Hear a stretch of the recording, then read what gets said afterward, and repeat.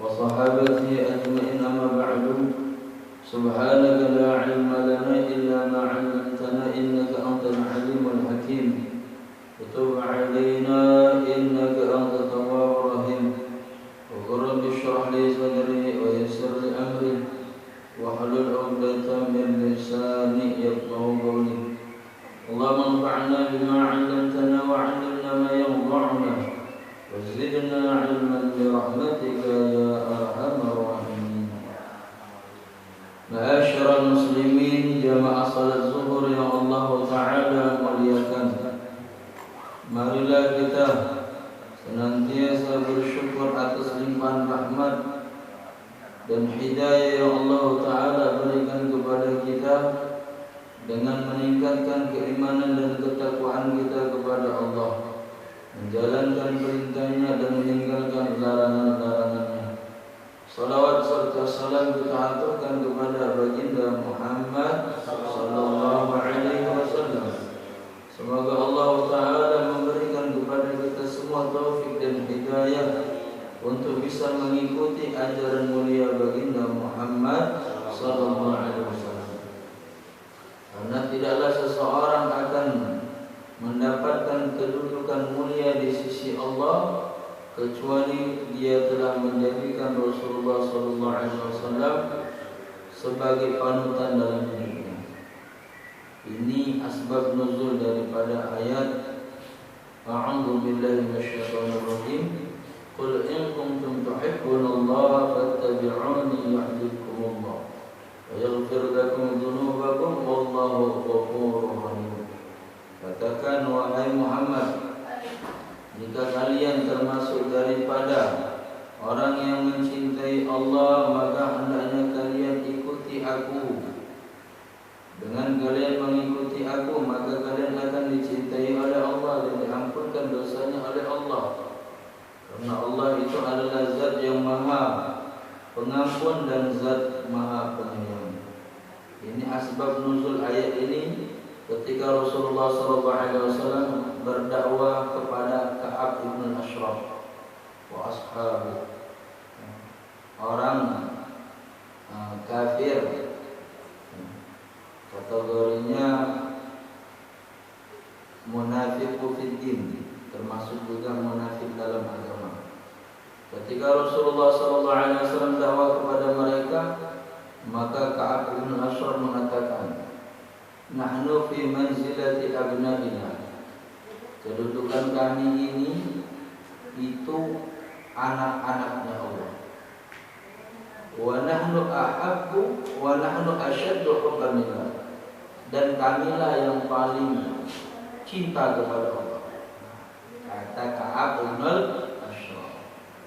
Allah enggak terima dengan kelakuan Ka'ab bin Ashraf ini, maka Allah Ta'ala turunkan ayat, kalau memang kalian cinta kepada Allah, maka mestinya kalian mengikuti Rasulullah. Jadi bohong seseorang kalau mengatakan cinta kepada Allah tapi dia tidak mengikuti Rasulullah. Bismillahirrahmanirrahim. Qala al-musannifu rahimahullah wa nafa'ana bi ulumi wa bi asrari dharain amin radhiyallahu anhum. Kemarin kita sudah membahas khufain, ya. Bismillahirrahmanirrahim. Wa syara'itut tayammum. Sekarang kita membahas tentang tayammum. Apa itu tayammum? At-tayammumu naw'un minat taharah ad-dha'ifah. Salah satu cara bersuci dengan yang paling lemah. Ini cara bersuci dengan paling lemah itu tayamum. Dan tayamum ini menggantikan kedudukan mandi wajib dan wudu. Dalam kondisi tertentu tidak bisa mandi sebab entah itu faqdul ma', krisis air, atau sebab karena sakit yang nggak boleh terkena air, maka dengan tayamum. Jadi tayamum ini menggantikan kedudukan bersuci, baik itu mandi ataupun wudu. Akan tetapi dikatakan cara bersuci yang paling lemah. Kenapa? Karena nggak mesti sesuatu yang membatalkan wudu bisa membatalkannya. Begitu juga penggunaannya. Nanti kalau wudu itu bisa digunakan untuk beberapa kali sholat sunnah, beberapa kali sholat wajib. Kalau tayamum nggak cukup sekali sholat wajib. Maka terhitung tayamum ini adalah cara bersucinya orang uzur. Akan tetapi seseorang boleh melaksanakan tayamum dengan syarat-syarat. Dan insya Allah kita akan bahas syarat-syaratnya apa saja. Wa syaraitu tayammumi khamsatu asya'a. Adapun syarat-syarat tayamum itu ada 5. Wujudul udhri fi safarin aw maradin. Didapatkannya uzur baik itu karena perjalanan atau sebab karena sakit. Itu syaratnya. Jadi kalau ada uzur itu karena perjalanan atau sakit, maka boleh tayamum. Tapi sakit juga dibagi 2. Ada al-marad yurja bara'uhu, al-marad la yurja bara'uhu. Ada sakit yang masih diharapkan sembuhnya, ada sakit yang tidak bisa diharapkan sembuhnya. Kemudian sakit juga dibagi lagi. Ada sakit yang memang nggak boleh terkena air sama sekali. Ada sakit yang boleh terkena air, tapi ada salah satu daripada anggota wajib wudu itu nggak boleh terkena air. Yang lain boleh. Kaki boleh, wajah boleh, kepala boleh, tangan kirinya diperban. Sebab karena habis kecelakaan. Sehingga apa? Enggak boleh terkena air. Kalau terkena air apa? Mengakibatkan sakitnya semakin parah atau kesembuhannya menjadi lambat. Nah, ini boleh tayamum. Wa dukhulu waqti shalah. Syarat berikutnya adalah masuknya waktu sholat. Nggak boleh seseorang tayamum sebelum azan. Jadi azan dulu baru tayamum. Kalau tayamumnya sebelum azan, maka itu nggak sah tayamumnya. Kemudian wa talabul ma' wa ta'adzuru isti'malu wa i'wazu ba'da talab. Kemudian yang berikutnya setelah berusaha mencari-cari air. Setelah berusaha mencari-cari air dan dia dapatkan air, akan tetapi uzur untuk menggunakannya. Uzur untuk menggunakannya. Dengan kata lain, ada air tapi hanya cukup untuk masak nasi sama minum. Ada air cukup untuk menghilangkan dahaga. Kalau dipakai untuk berwudu, ya sudah, wudunya bisa, ini bisa berwudu, tapi kehausan, tapi nasi nggak bisa dimasak, maka ini juga boleh daripada tayamum, memenuhi syarat. Kemudian wa turab at-tahir alladhi lahu ghubar fa in khalatahu jizzun aw ramlun lam yujzi. Berikutnya adalah debu yang suci, tanah yang suci, alladzi lahu ghubar, yang mana tanah itu memiliki debu. Fa in khalatahu jisun, kalau debu tadi bercampur dengan tanah liat, aw ramlun atau pasir, lam yujzi, maka tidak sah untuk digunakan tayamum. Jadi mesti debu dari tanah. Nggak boleh debu bercampur dengan tanah liat atau debu bercampur dengan pasir. apalagi debu bercampur dengan kain, serbuk-serbuk kain, maka nggak sah tayamum di ambal, nggak sah tayamum di kursi-kursi kursi mobil, nggak sah. Kenapa? Termasuk kursi pesawat, termasuk nggak sah. Kenapa? Pertanyaannya itu bisa dipastikan nggak debu dari tanah? Iya, bisa dipastikan nggak debu dari tanah? Tidak bisa dipastikan. Maka nanti dalam pembahasan fikih ada namanya as-salatu lil jababir. Ada namanya sholat untuk orang yang tidak bisa wudu juga tidak bisa tayamum. Namanya as-salatu li hurmatil waqti. Sholat untuk menghormati waktu. Karena sudah masuk waktu, maka dia tetap sholat. Tapi bagaimana? Dia nggak wudu, dia nggak tayamum, artinya tidak memenuhi syarat sholat ini, sahnya sholat. Bagaimana? Tetap dia sholat, akan tetapi kategori sholatnya tidak sah. Ketika dia temukan air atau ketika dia temukan debu, maka dia ulangi lagi sholatnya tadi, atau dikenal dengan qadha sholat. Paham ya? Saya ulangi lagi. Jadi syarat tayamum itu yang pertama didapatkannya uzur, baik uzur perjalanan atau uzur karena sebab sakit. Kemudian masuknya waktu sholat. Kemudian setelah mencari-cari air. Kemudian uzur untuk menggunakannya. Karena ada yang lebih penting daripada wudu, yaitu apa? Untuk minum atau untuk masak nasi. Dan yang terakhir, tanah yang suci yang memiliki debu yang tidak bercampur dengan tanah liat ataupun pasir. Jadi tanah liat itu kan ini ya, lempung-lempung gitu ya, lengket-lengket. Nah, itu nggak boleh dijadikan untuk ini apa? Tayamum, nggak sah. Sampai sini paham? Silahkan jika ada pertanyaan seputar daripada syarat tayamum atau materi sebelumnya. Saya internet haji itu kan 10 jam.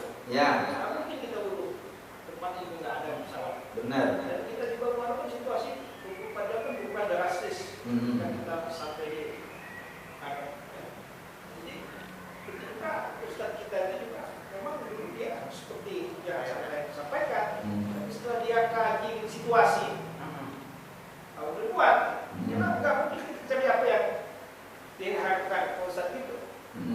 Dia tadinya seperti itu, standar. Tapi di situasi yang darurat, nah kita memang tidak ada ya pesawat ini juga cukup lama, bukan sejam 2 jam, 10 jam. Nah itu dia kaji, dia alihkan. Jadi gini, dalam pelatihan kebetulan saya juga buka travel umroh, ya. Dalam pelatihan manasik haji dan umroh, ya, sekalian promosi. Iya. Iya. Jadi gini, dalam pelatihan manasik haji dan umroh itu memang ada namanya sholat menghormati waktu.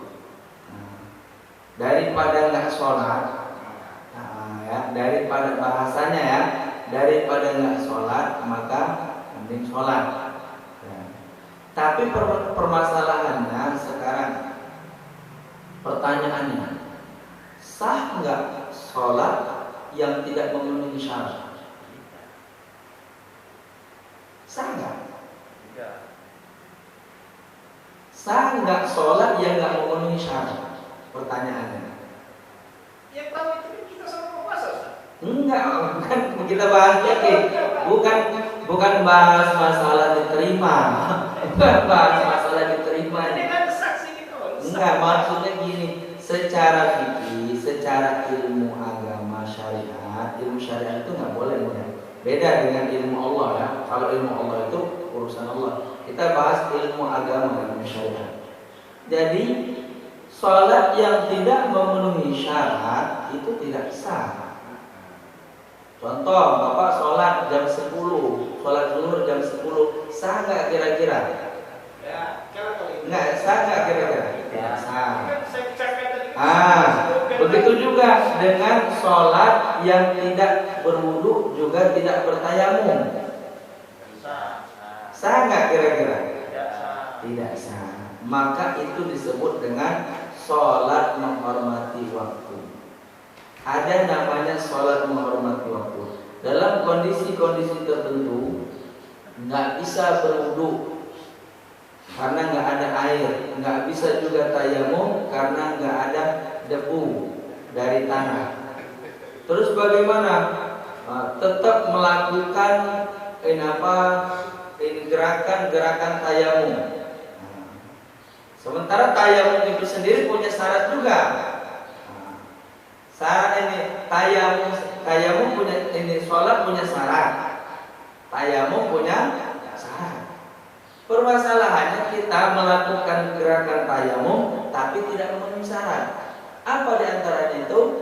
Tidak didapatkannya debu dari tanah. Ini yang jadi permasalahan. Kalau kita ini tayamum di ini apa tuh namanya? Di kursi pesawat, dok pesawat itu permasalahannya di situ tidak kita temukan debu dari tanah. Ini yang jadi permasalahannya. Artinya tidak memenuhi syarat. Maka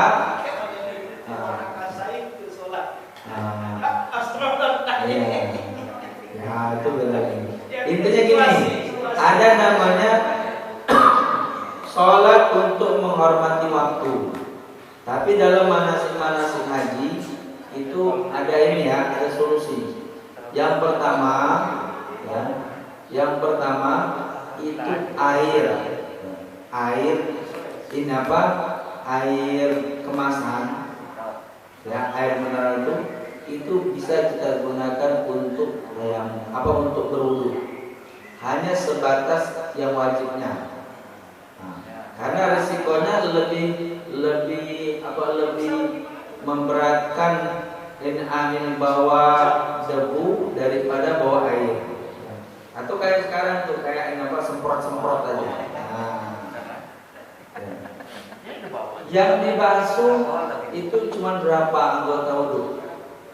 Berapa anggota wudu? Wajah, kedua tangan, sebagian kepala, kaki. Itu setengah botol setengah aqua gelas itu cukup. Kalau mau ini cari solusi yang benar, harus 3 kali. Nggak mesti 3 kali. Kalau di pesawat semua orang gitu basah pesawatnya.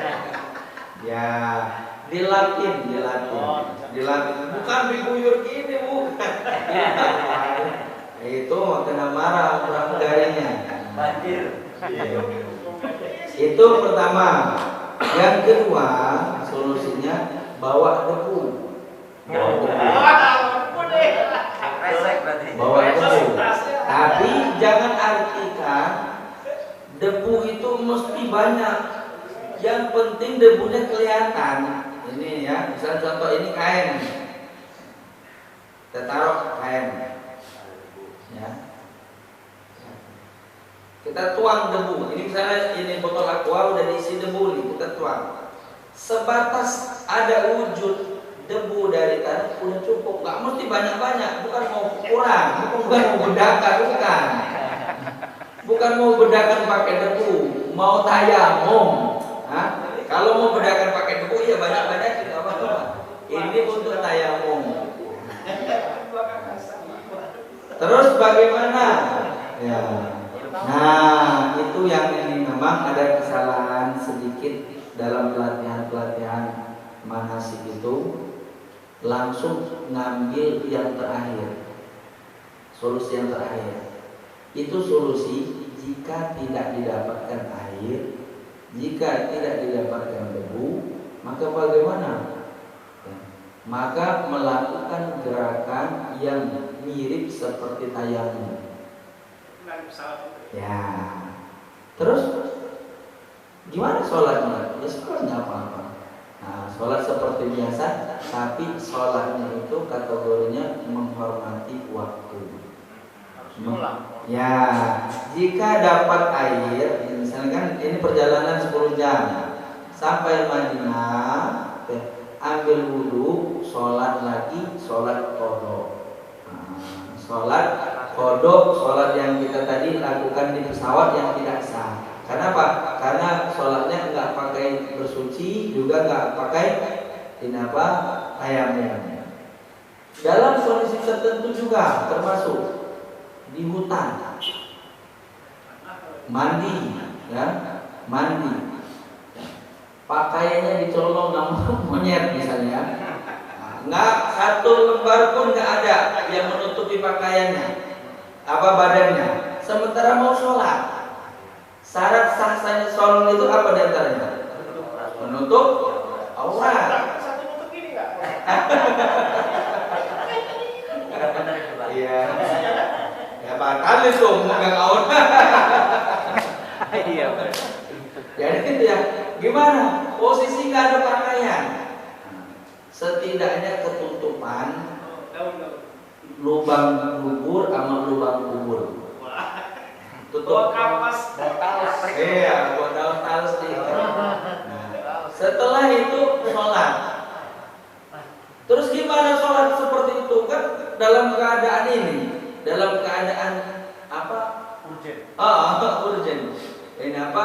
Nggak menutup aurat. Apakah ini terhitung itu sholat? Sholat. Terhitung sholat untuk menghormati waktu. Karena sudah masuk waktu sholat. Cuman kalau kita beda permasalahannya dengan ini wudu dengan tayamum. Kalau misalnya kita dapatkan pakaian sementara waktunya masih ada, maka dikodok sholat tadi. Tapi kalau waktunya sudah habis, maka sholatnya tetap dihitung sah. Paham kan? Nah, kalau berwudu tadi enggak, ya.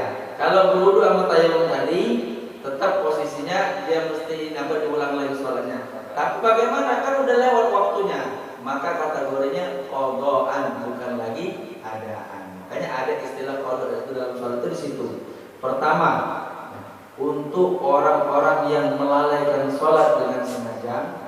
Kedua, untuk orang-orang yang kondisinya nggak memungkinkan untuk sholat karena tidak memenuhi syarat. Nah, itu qadha sholatnya. Itu berlaku.